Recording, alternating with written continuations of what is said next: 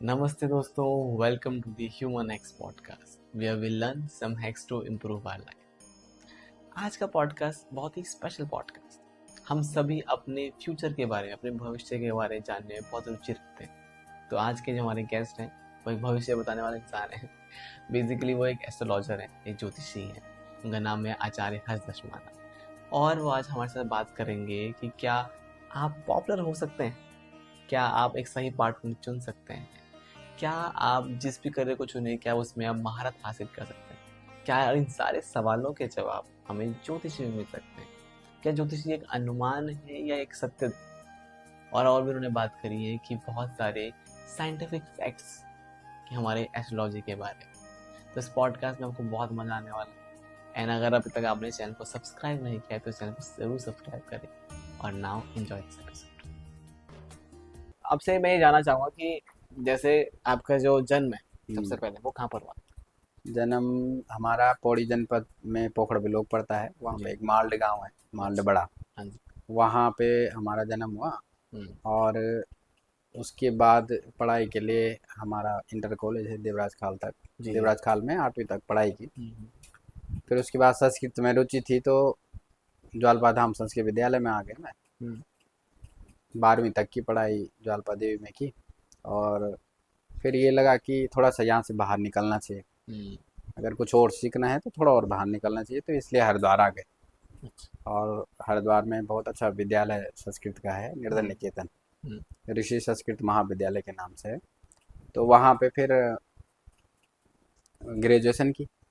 Graduation के बाद फिर बीएड करने का सोचा, तो फिर बीएड करने के लिए चले गए उत्तराखंड संस्कृत विश्वविद्यालय बादराबाद हरिद्वार में ही। हम्म। तो 1 साल का हमने बीएड किया वहाँ पे। बीएड करने के बाद फिर संस्कृत साहित्य से आचार्य किया। और आचार्य करने के बाद थोड़ा सा रुचि थी हमारी पहले से ही ज्योतिष में, तो ऋषिकेश आ ही गए थे हम। हम्म। तो ये यहीं पे एक विद्यालय है, पंजाब सिंह साधु संस्कृत महाविद्यालय। जी। ये उत्तराखंड संस्कृत विश्वविद्यालय से ही संबद्ध है। अच्छा। तो वहाँ से फिर मैंने आचार्य किया ज्योतिष से। और वहाँ पे जो ज्योतिष के गुरु जी हैं, श्री दया कृष्ण लेखक जी, संदीप भार्गव जी, इनसे हमने थोड़ा ठीक। ज्योतिष का अध्ययन किया। हम्म। और उन्होंने भी जो है ज्योतिष सिखाने में जो है, पूरा योगदान हाँ, दिया। पूरा योगदान दिया अपना। और बहुत अच्छे तरीके से सिखाया। बहुत सुंदर, बहुत सुंदर। तो करीब करीब जहाँ तक मेरा अनुमान है और मेरा जो जानकारी, आपको 7-8 साल इस क्षेत्र में हो चुके हैं। हाँ, लगभग 2017 में मेरा पूरा हो गया था। अच्छा। तब तो से। 17 से लगभग तब मैं अध्ययन कराने लग गया बच्चों को। जी जी। पहले तो मैंने ट्यूशन वगैरह दी हम्म। ज्योतिष की। हम्म। फिर उसके बाद स्कूल में लगा। और अभी हम्म। मैं स्कूल में ही पढ़ा रहा हूँ। बहुत सुंदर। तो तो सबसे पहले मैं अब ये जानना चाहूँगा कि जैसे कई लोग कहते हैं ठीक है ना कि एस्ट्रोलॉजी जो है, ज्योतिषी जो है, ये सब हम नहीं मानते, सब कहने की बातें, मनगढ़ंत हम्म, चीज़ें हैं ना। पर आप एक मैं कहूँगा सबसे परफेक्ट इंसान है उस चीज़ को बताने के लिए कि जिस जो जो व्यक्ति इसने अपना 7-8 साल इस चीज़ को दिया है, हम्म। वो व्यक्ति बता सकता है कि ये असल में है क्या। तो आपके हिसाब से ज्योतिषी क्या है? मतलब ये एक सिर्फ कहने की बात है, मनगढ़ंत कहानी है, या फिर एक एक्चुअल चीज़ है जो साइंस भी मानता है इस चीज़ हाँ, साइंस इस पे बहुत रिसर्च हुए हैं। को। जी।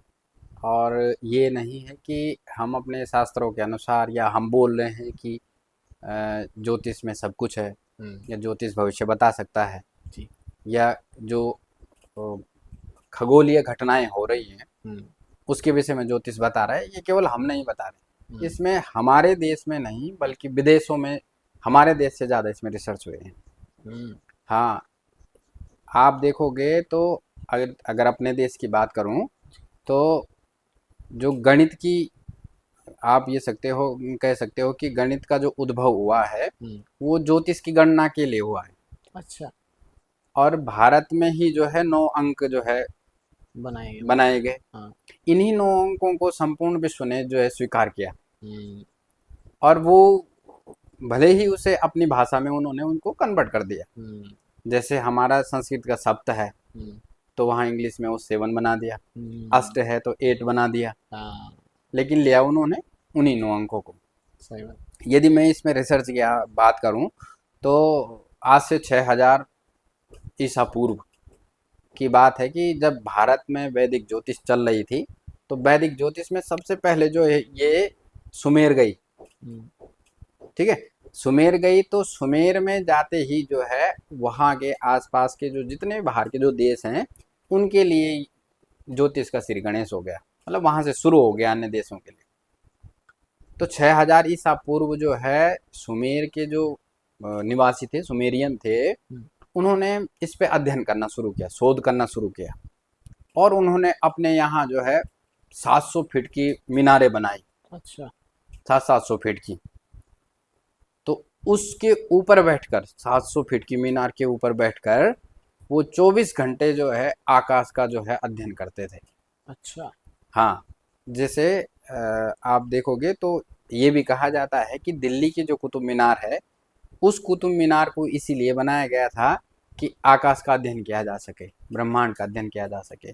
वो जो है एक वेधशाला के रूप में प्रयोग की जाती थी। अच्छा। ऐसे ही सुमेरियनों ने 6000 ईसा पूर्व की बात कर रहा हूँ, उस समय जो है 7-7 फुट की जो है इमारतें बनाई, मीनार बनाई, और वहां बैठकर उन्होंने संपूर्ण ब्रह्मांड का जो है या आकाश में जो तारे हैं उनका अध्ययन किया। अब वो कैसे किया? वो जानते थे कि जितने भी नक्षत्र, तारा, ग्रह ये सारे हैं, इनका सीधा पृथ्वी पर असर पड़ता है, प्रभाव पड़ता है, और इन्हीं के कारण जो है पृथ्वी में जितने भी लोग हैं या प्राणी हैं, इन पे बीमारियां आती हैं, महामारी आती है, युद्ध होते हैं, अन्य चीज़ें होती हैं। तो वो निरंतर जो है वहाँ अध्ययन करते रहे, शोध करते रहे, और अपने शोध में उन्होंने पाया कि सूर्य में जो है, सूर्य के जो हर 11 साल में एक जो है खगोलीय घटना होती है, उसमें एक विस्फोट होता है, जिससे जो है बहुत सारी बीमारियां, महामारी, ये सारी चीज़ें चलती हैं। इसी पर काम किया रूस के एक विद्वान थे। 1920 में उन्होंने इस पे काम करना शुरू किया। तो उन्होंने इस पे काम करना शुरू किया, तो शोध जब उन्होंने किया तो उन्होंने भी ये पाया कि जो सूर्य में हर 11 वर्ष में एक जो है आणविक विस्फोट होता है, उसी के कारण महामारी, बीमारियां, युद्ध, क्रांति, ये सारी चीज़ें होती हैं। और इन सारी चीज़ों के होने से जो है संपूर्ण विश्व जो है प्रभावित होता है। फिर जो है उसने जो है अपनी बात को और पुष्ट करने के लिए, क्योंकि हर कोई तो मानेगा नहीं, अपनी बात को और पुष्ट करने के लिए उसने और अध्ययन किया और कहा कि जब सूर्य ग्रहण, चंद्र ग्रहण, ये सारी चीज़ें होती हैं तो 24 घंटे पहले से ही चिड़ियाँ बोलना बंद कर देती हैं। अच्छा। और बंदर जो इतना उछल कूद करते हैं वो बिल्कुल शांत हो जाते हैं, पेड़ों से नीचे आ जाते हैं, और सारी पृथ्वी क्या हो जाती है? मौन हो जाती है। अब एक और रिसर्च की बात करता हूं मैं, इसी को आगे बढ़ाते हुए जापान के एक चिकित्सक थे तोमातो, तो उन्होंने जो है वो 20 वर्ष से स्त्रियों के ब्लड माने खून पर जो है रिसर्च कर रहे थे, 20 वर्षों से। 20। तो उन्होंने अपने रिसर्च में पाया कि जो स्त्रियों का ब्लड है वो कुछ विशेष तरह का है पुरुषों की अपेक्षा। उन्होंने कहा जब उनको मासिक धर्म होता है या गर्भधारण होता है तो उनका ब्लड पतला हो जाता है, लेकिन पुरुषों का ब्लड जो है हर समय एक समान रहता है। लेकिन उन्होंने ये कहा कि 11 वर्ष में जब सूर्य में आणविक विस्फोट होता है तो पुरुष का ब्लड भी पतला हो जाता है। तो आप ये सोच सकते हो कि जब उस घटना का प्रभाव हमारे ब्लड में पहुंच सकता है तो संपूर्ण पृथ्वी पे कैसे होगा। कहने का तात्पर्य ये है कि हर किसी का जो है, हर कोई भी ग्रह है या नक्षत्र, तारे मंडल जो भी हैं, उन सब का प्रभाव हमारे जीवन पे पड़ता है। ओशो तो कहते हैं कि जितने भी पागल होते हैं वो पूर्णिमा के दिन होते हैं, और जो अब पागल से ठीक हो जाता है वो अमावस को होता है, क्योंकि पूर्णिमा के दिन चंद्रमा में इतना जो है तेज होता है, प्रभाव होता है कि उसी दिन ज्वार भाटा भी आता है। सही बात है। तो ये सारे शोध हो रखे हैं, ये हम अपने हिसाब से नहीं कह रहे हैं या शास्त्रों के हिसाब से नहीं, शास्त्र में भी लिखे हुए हैं ये चीज़ें, लेकिन जो शास्त्र को नहीं मानते तो उनके लिए ये शोध भी है। सही बात है, कि उनके लिए ये फैक्ट्स भी है कि जो ऑलरेडी लोगों ने रिसर्च करा हुआ है, जो वैज्ञानिकों ने किए, जो चिकित्सकों ने किए, नहीं कि किसी एक ज्योतिषी ने नहीं किए हो। सही बात है, दैट इज अ फैक्ट। बिल्कुल सही है आपने कहा। आई थिंक बहुत सही तरीके से आपने चीज़ों को बताया कि कैसे मतलब अलग अलग साइंटिस्ट ने अलग अलग देश के कंट्रीज के साइंटिस्ट ने इस चीज़ पे रिसर्च किया। हम्म। आगे बढ़ेंगे राजी हम तो। एक सवाल ये भी आता है, कई लोग कहते हैं कि जैसे हम लोग ब्राह्मण हैं तो हमारे यहाँ ऐसा होता है, कल्चर होता है कि हम जब भी विवाह होता है उससे पहले कुंडलियाँ मिलाते हैं। हम्म। तो कुछ लोग कहते हैं कुंडली मिलाना ज़रूरी है क्या, इसके पीछे क्या रीज़न है, क्या फैक्ट है, क्या क्यों मिलाना ज़रूरी कुंडली मिलाना इसलिए जरूरी होता है कि जब किसी व्यक्ति का जन्म होता है है? तो जन्म के आधार पर उसकी कुंडली बनाई जाती है। अब वो कुंडली होती क्या है? वो कुंडली है ब्रह्मांड का एक खाका, हम्म। कि उस समय जो है कौन सा ग्रह कहाँ पे था, कौन सा नक्षत्र किस राशि में था, कौन सा ग्रह कौन सी राशि में था, संपूर्ण खाका है। और उसी समय उसका निर्धारित निर्धारित हो जाता है कि इसमें कौन कौन से गुण है। देवगण है तो देवताओं के गुण है, हम्म। मनुष्य गण है तो मनुष्य के गुण है, राक्षस है तो राक्षसों के गुण आएंगे। तो इस तरीके से ये 8 चीजें होती हैं जिनका हम मिलान करते हैं कुंडली में। वर्ण हो गया, वस्या, तारा, योनि, इस तरीके से 8 होते हैं, अंतिम में नाड़ी होती है।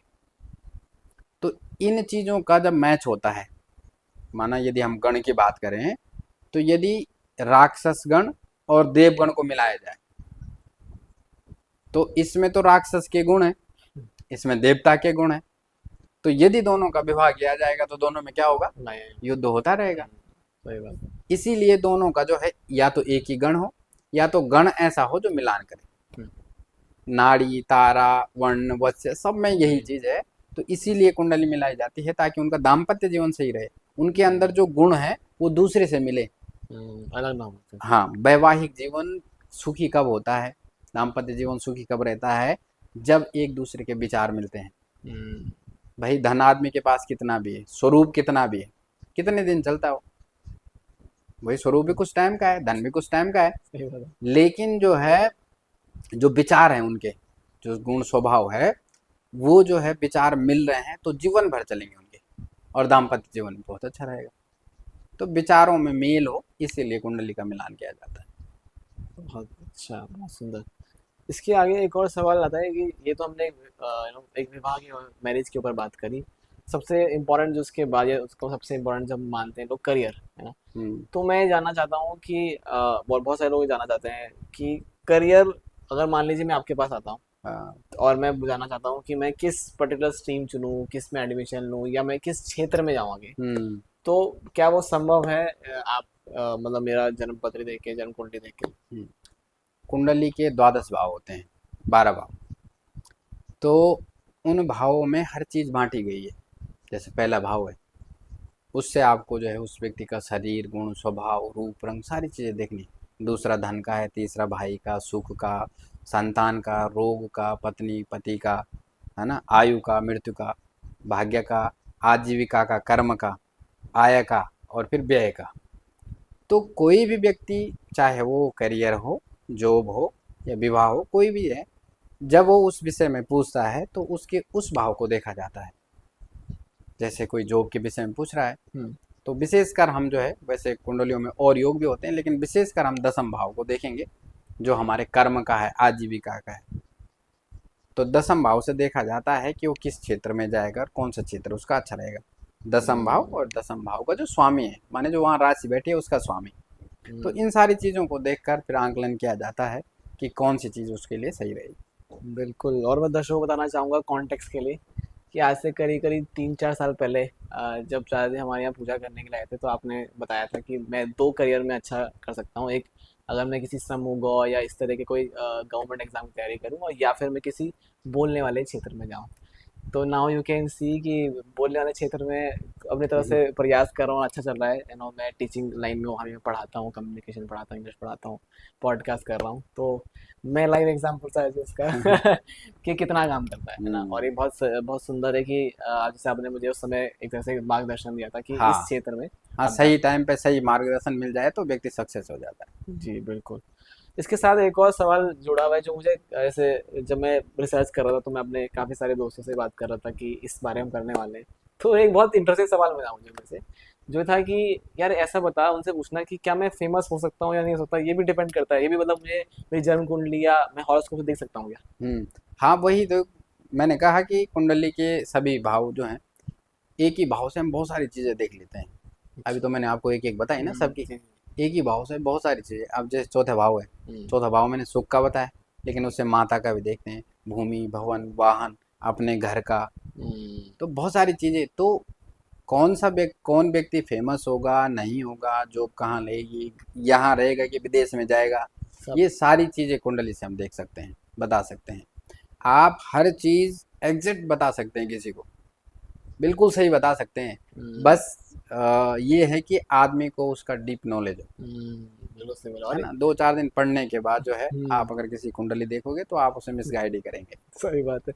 मेरा अगला सवाल इससे जुड़ा हुआ है, मतलब वो कहीं ना कहीं आपने उसका एक आंसर दे दिया, बट सवाल ये था कि जैसे कोई व्यक्ति है, ठीक है, और वो जानना चाह रहा है अपने बारे में, है ना, और वो जाता है किसी ज्योतिषी के पास, हाँ। ठीक है। अब क्योंकि वो तो जा रहा है कि ज्योतिषी अगर कोई बैठा है तो उसे लगता है कि यार ये इसको तो आइडिया होगा, नॉलेज हो, तब ये बता हम्म। पा रहा है हम्म। ना।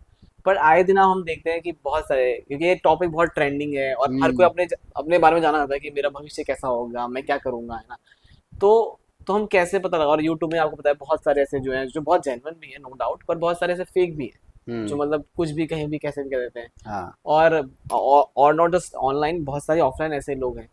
तो कोई इंसान क्योंकि आप इस क्षेत्र में पिछले 7-8 साल से हैं, तो कोई इंसान कैसे पता लगाए कि जो सामने वाला व्यक्ति है उसको ज्ञान है या नहीं है, वो ज्योतिषी है भी या नहीं है, कहीं फेक ज्योतिषी है।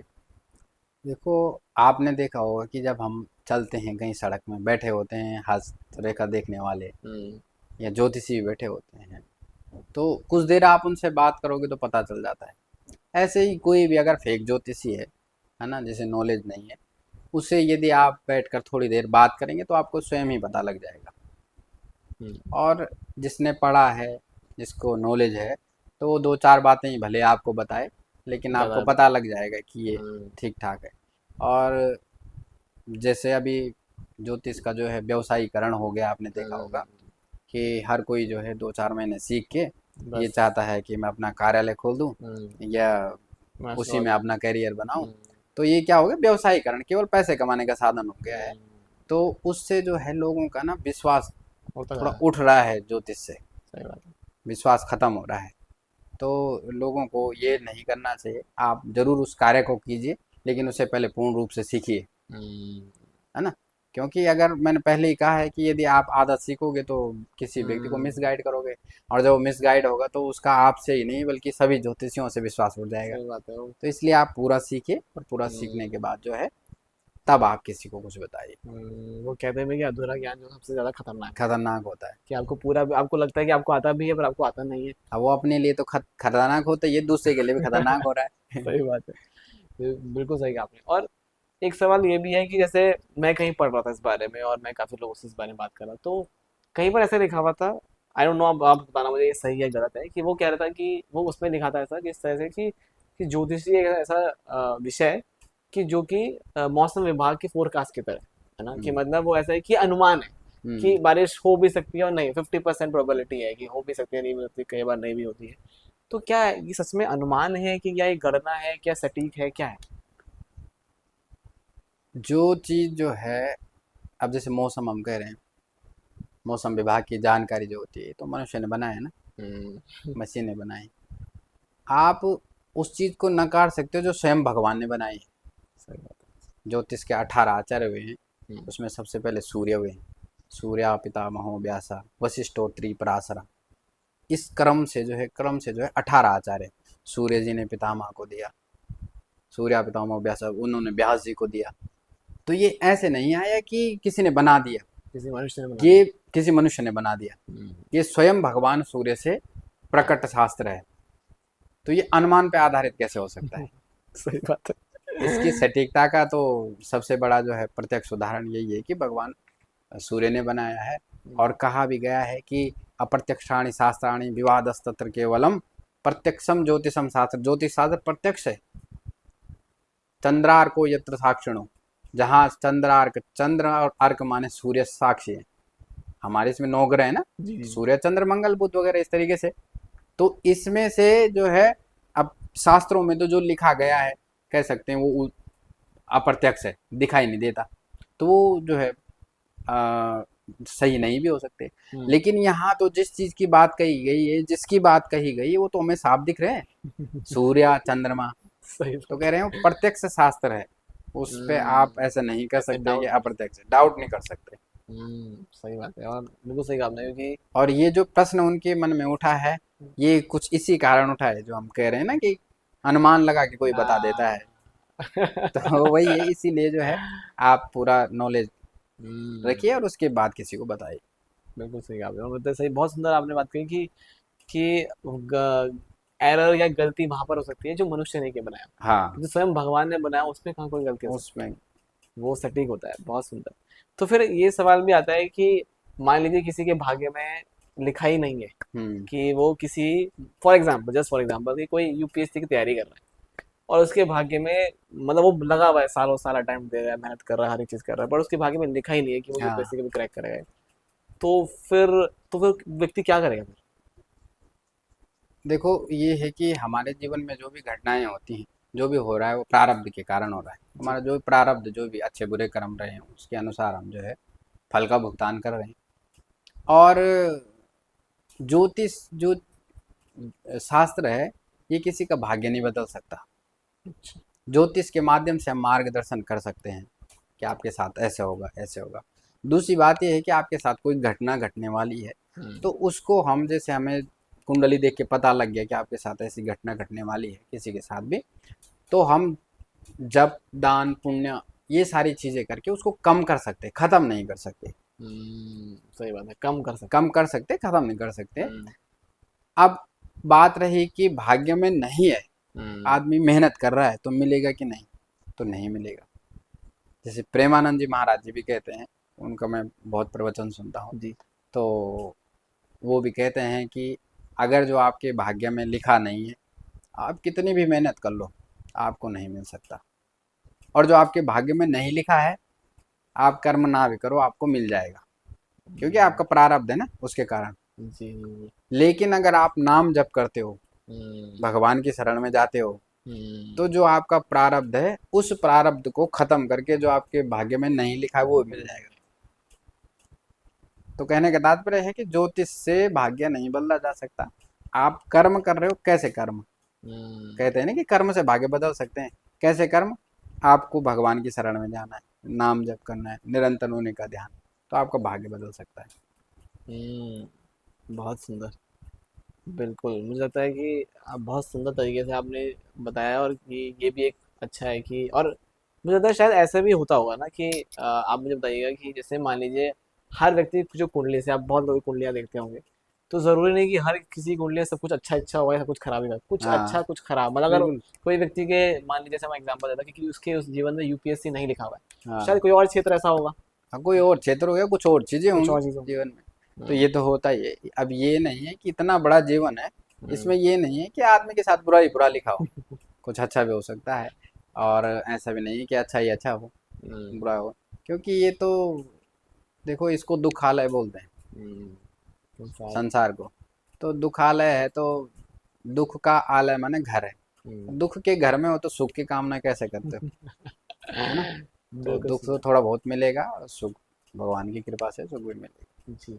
एक और सवाल मेरा है, ये मेरा खुद का ही निजी सवाल है कि जैसे मैं मान लीजिए हनुमान जी का भक्त हूँ, हाँ, और मैं चाहता हूँ कि मैं उनकी भक्ति करूँ, और कभी ऐसा मुझे, मेरी भक्ति इस तरह से बढ़े कि वो मुझे किसी भी स्वरूप में, मतलब एक तरह से दर्शन दे, कि मान हम्म। लीजिए स्वप्न में आकर, प्रत्यक्ष आकर, या कोई ऐसा साइन दे मुझे। तो क्या ये सब भी संभव है अगर हम देखना चाहें तो? वही है कि उनका आपको निरंतर ध्यान जप और नाम जप आदि करना पड़ेगा, है ना? और इसके लिए आपको प्रत्यक्ष, जैसे आपको दर्शन चाहिए, तो उसके लिए मैंने प्रेमानंद जी का ही एक प्रवचन सुना था, तो वो बोले थे कि किसी को भी आपको अगर प्रसन्न करना। प्रत्यक्ष आप आपने दर्शन करने हैं, तो आपको 8 करोड़ जप करने पड़ेंगे उसके, हम्म। उस नाम के। जी जी तो जी। 8 करोड़ जप करना मामूली बात नहीं है, और बहुत टफ है, हम्म। बहुत कठिन है। तो उसके लिए निरंतर आदमी प्रयास करे तो स्वप्न में तो आ ही जाएंगे, अगर प्रत्यक्ष ना आए तो। प्रयास शुरू कर दिया है, ऐसे मैंने भी प्रयास शुरू कर जब करना शुरू कर दिया है। हाँ, तो बहुत सुंदर, बहुत सही आपने बात कही। एक सवाल और ऐसे आता है कि जैसे आज के समय में बहुत सारी टेक्नोलॉजी इतनी एडवांस हो चुकी है, मशीनें आ गई हमारे पास, तो हम चीज़ें पता लगा पा रहे हैं कि मतलब हम्म। मान लीजिए कि हम पता लगा पा रहे हैं कि पानी वहाँ पर हो सकता है, गोल्ड वहाँ पर हो सकता है, डायमंड यहाँ हो सकता है। हम्म। तो ज्योतिष शास्त्र में ये सब आने से पहले भी क्या ऐसा कुछ था, या ऐसा कुछ था कि जिससे कि हम पता लगा पाते थे कि ये सब चीज़ें भी यहाँ पर। ये सवाल आपने बहुत अच्छा किया है, क्योंकि अगर आप ये सवाल नहीं करते तो कुछ एक हिस्सा छूट जाता ज्योतिष का। हम्म। क्योंकि आजकल हम ज्योतिष को क्या समझते हैं? कुंडली बनाना, उसको देखना, यही तो समझते हैं, और क्या है। लेकिन उसमें बहुत सारी चीज़ें हैं, जैसे वास्तु के बारे में है ना। और इन चीज़ों के जैसे आप पूछ रही हैं, तो जैसे आजकल मैं एक चीज़ बताना चाहूँगा कि बृहत संहिता एक पुस्तक है। जी। तो बृहत संहिता के द्वितीय भाग में 53वां अध्याय है, दकारगल नाम से। तो दकारगल का मतलब होता है पानी की धारा। तो वहाँ पे उन्होंने ये बता रखा है कि आप जमीन पर कहाँ पर पानी है उसको निकाल सकते हैं, पता कर सकते हैं। अच्छा। हाँ। तो वहाँ पर वराहमिहिर जी कहते हैं कि जैसे हमारे शरीर में नसें होती हैं, हम्म। उसी प्रकार पृथ्वी में भी जो है 8 नाड़ियाँ होती हैं, अच्छा। आठों दिशाओं की, पूर्व पश्चिम उत्तर दक्षिण, हम्म। और आग्नेय, नैऋत्य, वायव्य और ईशान्य, 8 नसें होती हैं। और एक होती है महाशिरा, जो सबसे बड़ी होती है हम्म। महाशिरा। आप कह रहे हैं कि आप जो है पता कैसे करोगे कि पानी कहाँ पे? हम्म।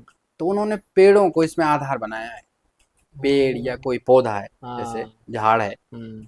तो वहीं पर उन्होंने पहली जो बात बताई है, वहाँ पे उन्होंने कहा कोई बेंत का पेड़ है। हम्म। तो बेंत का जो पेड़ है वहां से आप पश्चिम दिशा में 3 हाथ चलिए। अच्छा, ऐसे बताया गया। हाँ। क्योंकि ये जो नसें हैं ना, जो सिराएं बताई हैं, ये हाँ। ऐसी तो हैं पश्चिम की, पूरब की। हाँ। तो सिरा से मतलब क्या, हमारे नसों में क्या जाता है? खून। हम्म। उन सिराओं में क्या जाएगा? पानी। पानी। वही निकालना आपने। सही बात है। तो उन्होंने कहा कि आप पश्चिम की तरफ जो है 3 हाथ चलिए। और जब आप पश्चिम की तरफ 3 हाथ चलेंगे, हम्म। तो आपको 1.5 पुरुष माप खुदाई करनी है। अब 1.5 पुरुष कितना होता है? तो उन्होंने वहीं पे एक पुरुष का माप बताया कि यदि एक पुरुष खड़ा है ऐसे हाथ खड़े करके, तो उसका मान होता है 120 अंगुल। और 1.5 पुरुष मतलब हो गया 180 अंगुल। तो हम्म। आप 180 अंगुल जब खोदोगे तो आपको जल मिल जाएगा। अच्छा, ये इस तरह से लिखा गया है। हाँ, और ये भी बताया गया है कि खोदते समय आपको क्या मिलेगा। अच्छा। जब आप खोदोगे, आधा पुरुष माने 60 अंगुल खोद दोगे, तो आपको भूरे रंग का मेंढक मिलेगा। ये भी लिखा गया है। हाँ। उसके बाद उसको खोदने के बाद आपको पीली मिट्टी मिलेगी, और पीली मिट्टी खोदने के बाद पत्थर मिलेगा। और जब पत्थर को आप तोड़ दोगे, तो वहां से पानी आ जाएगा। तो ये वाह। सारे, जामुन का वृक्ष हो गया, कपित का, बेर का हो गया, बहुत सारे वृक्ष हो गए जितने भी हैं, सब जो है सब वृक्षों के बारे में बताया गया है कि आपको पूरब को चलना है, पश्चिम को 2 हाथ में 3 हाथ चलना है, वहाँ खुदाई कितनी करनी, सब बता रखा है। तो आजकल जो काम मशीनें कर रही थी, वो काम हम हाथ से कर सकते थे। लेकिन दुर्भाग्य ये है कि हमारे जो ग्रंथ हैं, इनका रिसर्च जो है ज़्यादातर विदेशों में हुआ, इंडिया में इसका हमारे देश इतना। में कम हुआ। हम्म। यदि ऐसा रिसर्च यहाँ हुआ होता, तो फिर हमें इन चीज़ों की आवश्यकता नहीं पड़ती। और हम बहुत सारा एनर्जी टाइम सेव करते हैं। हाँ। सही कहा आपने। बहुत सुंदर। अंतिम में मैं ये एक बात करना चाहूँगा दर्शकों से कि चाचा जी जो है वो लेखक भी हैं, उन्होंने एक किताब लिखी है। तो आप थोड़ा सा अपनी पुस्तक के बारे में बताइए जरा। हाँ, ये पुस्तक, ये अभी 2024 में जो है इसका प्रकाशन हुआ है, ये जी। प्रथम संस्करण है मेरा। हम्म। और इसका नाम है सुबोध जन्म पत्रिका निर्माण, ज्योतिष की सामान्य जानकारी सहित। तो इसमें जो है ज्योतिष में जो पत्री निर्माण होती है, जन्म पत्री, तो 10 वर्ग तक, 16 वर्ग होते हैं, 10 वर्ग तक निर्माण की विधि यहाँ पे बताई गई है, बहुत सरल तरीके से। और दो दो नियम बताए गए हैं, एक ही तरीके से नहीं, 2 तरीके से आप बना सकते हैं। और एक कठिन विधि है, एक सरल विधि है। उदाहरण भी इसमें दिए गए हैं, उदाहरण के माध्यम से आप स्वयं ही, आपको किसी की आवश्यकता नहीं है, आप स्वयं ही बना सकते हैं। अच्छा, इसको पढ़ के आदमी समझे तो खुद कर सकता हाँ, खुद कर सकता है। है। वाह। और इसके साथ साथ इसमें ज्योतिष की सामान्य जानकारी, पहले सामान्य जानकारी, ये मुझे लगता है कि पहली पुस्तक होगी ये छोटी सी इतनी, जिसमें ज्योतिष की सामान्य जानकारी के साथ ऐसी कुंडली बनाने की विधि बताई गई है, पहली किताब। क्योंकि जब मैं बच्चों को ट्यूशन देता हूँ, पढ़ाता हूँ, तो वहाँ पे बहुत सारी समस्या होती थी। ऐसी समस्या होती थी कि बच्चों को पहले ज्योतिष की बेसिक जानकारी देनी पड़ती थी और फिर उनको गणित आदि के विषय में बताना पड़ता था कुंडली बनाने की। अब उसमें क्या होता था, पहले उनसे दूसरी किताब मंगानी पड़ती थी। अब हम तो पढ़ा देंगे लेकिन उनको पढ़ने के लिए भी किताब चाहिए, तो पहले एक बेसिक जानकारी के लिए किताब और फिर उसके बाद गणित आदि करने के लिए, कुंडली बनाने के लिए किताब चाहिए होती थी। तो दो दो किताबें। फिर मैंने सोचा कि इसके लिए क्यों ना एक ही किताब बनाया जाए। तो हमने थोड़ा प्रयास किया, प्रयास करने के बाद जो है फिर ये बताई। तो इसमें ज्योतिष की सामान्य जानकारी, जिसमें तिथि, वार, नक्षत्र, योग, करण, राशि, नक्षत्र और ग्रह, उनके स्वामी, रत्न, ये सारी चीज़ें बताई गई हैं। और ये अभी इसका द्वितीय संस्करण हमारा आने वाला है, एक आध महीने में आ जाएगा द्वितीय संस्करण इसका। तो यही जानकारी। बहुत बहुत धन्यवाद चाचा जी, और बहुत बहुत शुभकामनाएं आपको धन्यवाद। आपके इस प्रयास के लिए, कि बहुत सारे जो लोग हैं वो जानना चाहेंगे, समझना चाहेंगे। तो और बहुत छोटी सी पुस्तिका है सच में, और आई थिंक कितने पेजेस का होगा ये? बहुत ही कम पेज है, 134 पेजेस में आप ये समझ सकते हैं और एक जन्म पत्री का हाँ, निर्माण कर सकते आराम से स्वयं बना सकते हैं। हैं। बहुत सुंदर। सो ये अभी अवेलेबल, आई थिंक अभी ऋषिकेश में अवेलेबल है ये। अभी ऋषिकेश में द्वितीय संस्करण आ जाएगा, तो ये हरिद्वार, हरिद्वार। ऋषिकेश और मतलब हरिद्वार में तो ये गई नहीं है, लेकिन जैसे आप जैसे सतपुली जाएंगे, हम्म। ज्वालपा देवी जाएंगे, जी। तो वहाँ आपको ये मिल जाएगी। बहुत बहुत सुंदर। और द्वितीय संस्करण आपको हरिद्वार में मिल जाएगा। अच्छा। कुछ किताबें हम देहरादून में भी रखेंगे। हम्म, और आपको मतलब जहाँ जहाँ भी हमें लगे कि यहाँ संभावनाएं हाँ अच्छा रहेगा। संभावना है कि लोग खरीद सकते हैं, तो वहाँ इनको दे। बहुत सुंदर, बहुत सुंदर जी।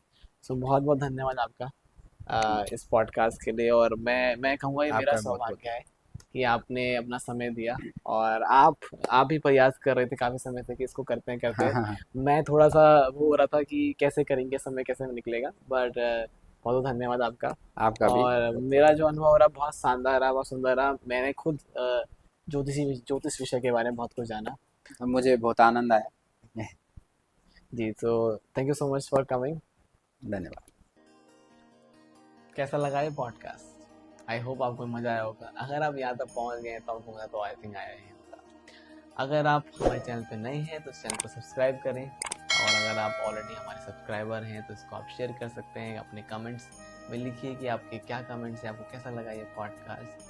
एंड ऐसे ही और कमाल का अमेजिंग कंटेंट इस चैनल पे आता रहेगा, तो हमें सपोर्ट करते रहिए। धन्यवाद।